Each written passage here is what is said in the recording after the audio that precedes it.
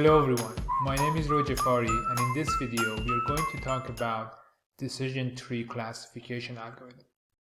Decision tree in essence is designed for classification.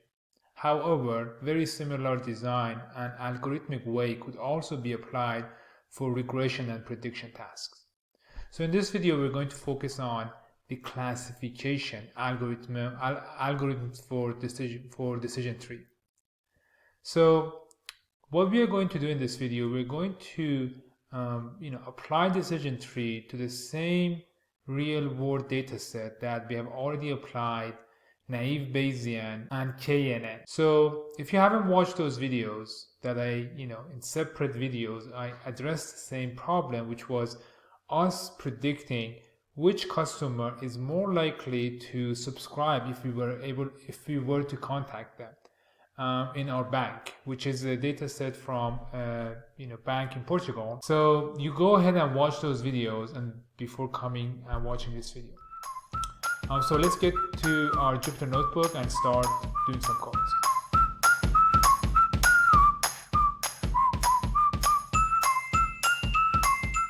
Alright, so some of the things that you see here are I've already typed them and ran them. And most of these are from the two videos I just discussed. The application of KNN, K nearest neighbors, and naive Bayesian on the same data set. So I've already clicked through these, and one of the things that we want to pay attention is that we did a feature selection that we used for KNN and also naive Bayesian. So we're going to use the same feature selection essentially here. And we did naive Bayesian, and then we compared the two, and we saw that naive Bayesian was doing much better as far as recall, which is the most important metric here for us, because we are trying to sort of like maximize the amount of outcome we'll get from calling up possible customer who would subscribe, right? So that's why we are focusing on recall, and with the same number of ones that we are using, with the same number of yes prediction, recall is getting a better performance than KNN or random prediction. And here now we want to focus on decision tree. So this is new material for this video. So one of the things that we have to pay attention here is that every classification may need specific data preprocessing. Some of them are the same, but some of them are specific. So for example here we do the same double M method for the attribute p days. P days is about us knowing that we don't have a value here. It's not a missing value. It's the lack of missing is not that we don't know that there is a value, that we don't have that access. We know that there is no value here. So to create a contrast for this specific case and the rest of the data, we use the big M method, or we use the double M method, which is basically filling in all of those missing values that we know they ought to be missing with the maximum plus the mean of that attribute.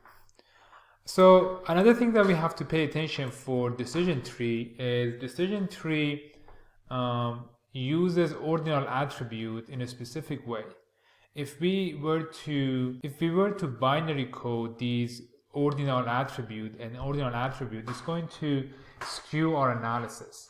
The reason is decision tree works in a specific way as far as these ordinal attribute. So to avoid doing that, we have here transform the ordinal attribute education, which is the only ordinal attribute within this data set, to an integer rank, right? So here we have the lowest possible education to 1 and the highest possible education, which is university degree, to number 6. So once we run this, we can see that now our data is presented to from 0 to 6, and we haven't changed the ones that are missing.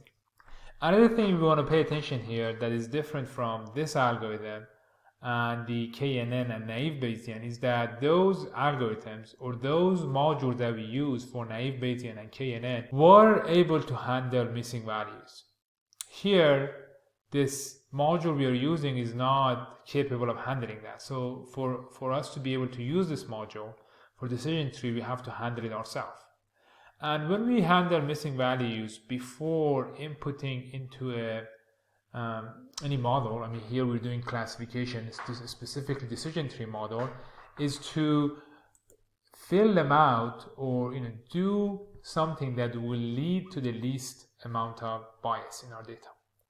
And if we were to put a central tendency for these missing values, basically we don't add any direction to which the algorithm could look at these imputed value and change the rules that this algorithm is going to come up with, right?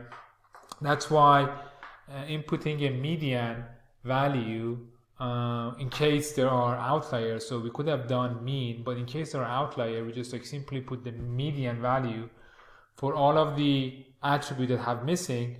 We try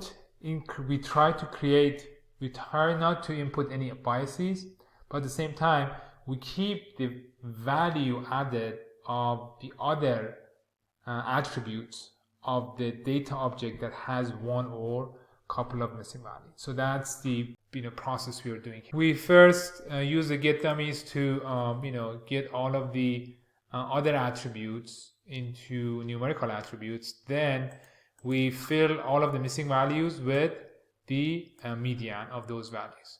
Now that our data is pre-processed, we can look at how we would go about training and testing it, right? So now that we are at that state, we need to make sure that we have a way to evaluate our model. So we separate our data into train and test set, and this is the different chunks of our data, and we go ahead and run our decision tree, right? So we have the X train, Y train, and we run and we see visually our tree. So let's go ahead and do it. It might take a bit, but we'll look at it. We'll look at it together. If it takes too long, I'm going to fast forward, so you won't have to stop that long.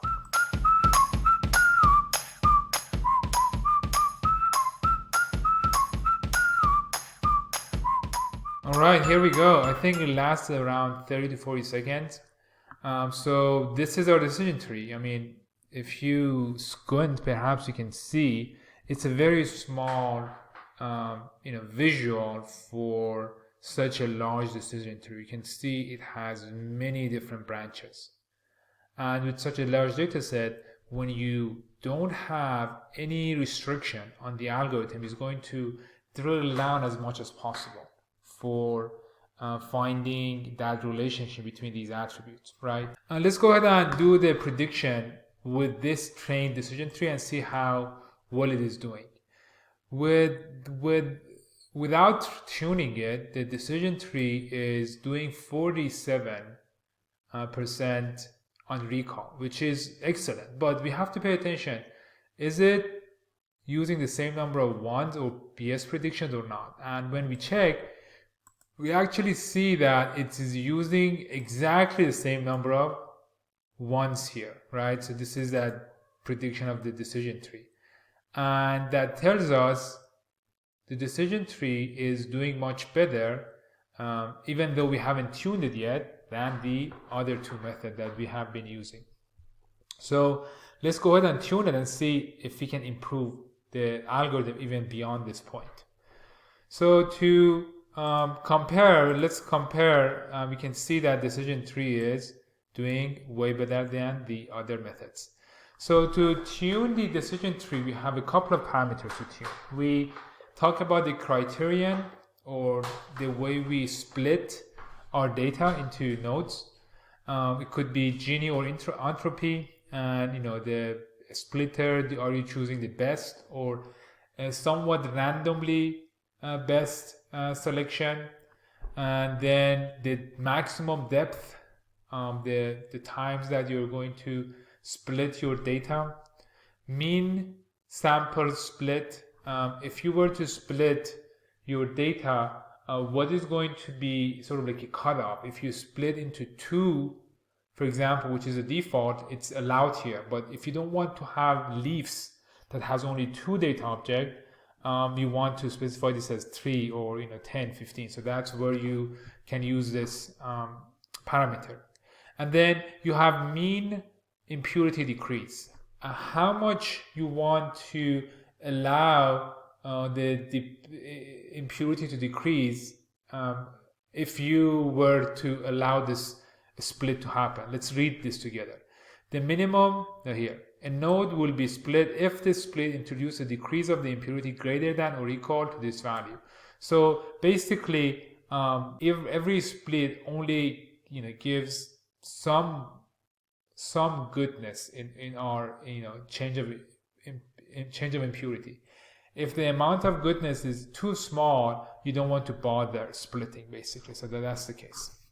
So these are the parameters that we can tune for decision tree, and that's what we are going to do here. But if you have watched my previous videos, as far as the tuning, I have been using a rather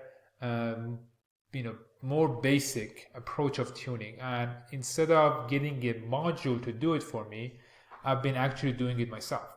But there are some modules, as you would imagine, for also tuning, and I intentionally did that so you would have an understanding on how is it that these modules are going about the tuning, right? So now you have that understanding, and behind the scene these modules also do the same thing. So here we use the function grid search cross validation from the model selection module of sklearn. And the way you go about this, you specify your parameter grid. You say my criterion, it could either be Gini or entropy. Splitter could be best or random. The max depth could be 10, 20, 30, 40, and other possible options between these values. And the reason that I have just put these, because normally when we use this module do the tuning for us, we want to sort of like do it once and sort of like get a good idea of what are the close where these parameters are like doing good, and then next to that result we do it like finer or like in more detail numbers to check. I mean, you'll know what I mean after we do that. So we just like initially put these numbers, and then for min sample split these values, and for min impurity decrease these values, right? So these are the ones that we are going to try here, and we basically are going to use this module. We say this is the model we are going to use, this is the decision tree model we're going to use, and then this is our param grid, and we are saying cross validation 5, and we are saying the scoring that I want to focus on for this tuning is recall. The only thing that you may not have heard me talk about it yet until this video is the idea of cross validation. In those videos that we did tuning our own, basically we split the train set into one tune set and one actual training set that we build the model with, right? But when we talk about cross validation, what we are doing is, for example, we have 5 for cross validation. We say we split the data into 5. Each of these 5 chunks will get to be that tune set once, right? So it's in a better version of tuning, because your tune set get to be all of those possible data, and all of your data get to be at some point a training portion of the data that are used for actual model building, right? So that's what that is. We are using the cross validation 5. It means we split the data into 5 parts. And the good thing here is once you create this grid search, you don't have to mess with splitting the data even further than the xtrain. Remember the way we were tuning our algorithms before? You don't need to do that anymore, because this algorithm or this function does that for you. So once you're ready, you will get this done. But one thing that I want to emphasize before I click run is the fact that if you want to use scoring other than normal scoring that this function has, such as recall, precision, and all of those things, this module only gives us its services basically if we are doing binary classification. In essence, what we are doing is binary classification, but it's not represented as 0 and 1. For us to be able to use this recall, we have to sort of like actually do this as a 0-1 classification, actual 0 and actual 1. To do that, I have switched the white train and replace every yes with 1 and every no with 0. That's all that is, right? So once I click this, it's going to be a while, I think at least a minute, and I'm going to fast forward the video again. And I'm going to put some music too. So enjoy it.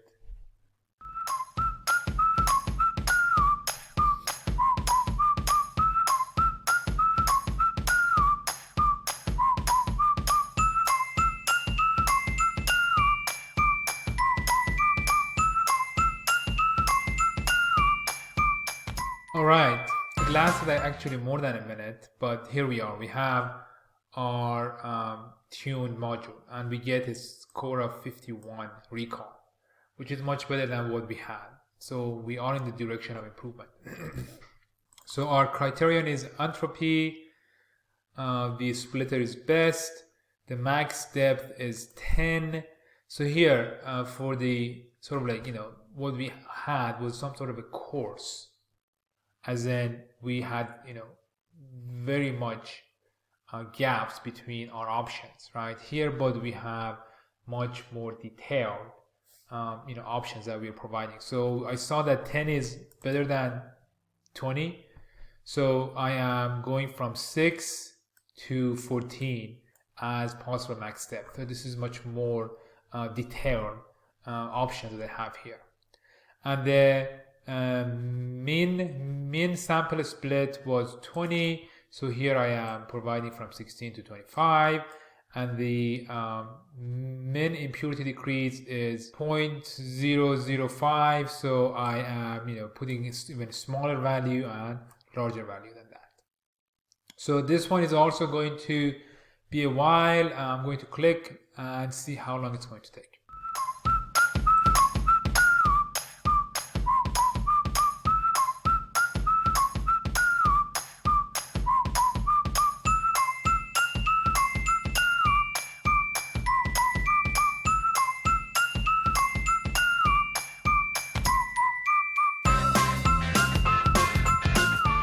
Alright, so finally, I think it was more than even 2 minutes. So we have our max depth as 6, min impurity as 0.005, min sample split as 16, and a splitter as best. So we input all of these parameters for our tuned decision tree into a final model, so for us to be able to be using for decision making. So we have entropy, we have 6, 0.005, 16, and a splitter best. And now since we are just actually going to do the classification here, we don't need to replace it with 0 and 1. Something we had to do so we could use the recall scoring of this specific function. So once we run this, now we'll get to see a much smaller version of this decision tree that is actually better than that very large decision tree that we saw in the beginning, right? So this decision tree, even though it's much more complex and perhaps overfitted, here we have a much smaller scale, which not only is performing better, but at the same time it is more intuitive. So one can actually look at these branches and understand what's happening actually in the environment that leads to these things. So it could also be as a way to understand the decision-making environment. So anyway, that's not what we're going to do here. We're going to predict and see the performance. We see that the performance for the recall for the test set, pay attention here. This is a test set. We haven't seen this data before at all. And this is leading to 50% recall, which is something that we wanted to improve. So if we actually put the decision tree, which is the tune decision tree that we want to compare with the rest of the methods that we've been using for this case study, we see that we have a huge improvement here. And let's not forget that we don't want to be sort of unjust to these models, because if a model gets to use more yes prediction, they are having a better chance of having a better recall. So we check the number of yes predictions it has, and actually decision tree has lower. So this number is more than fair to say decision tree for improving recall of our decision is the best model.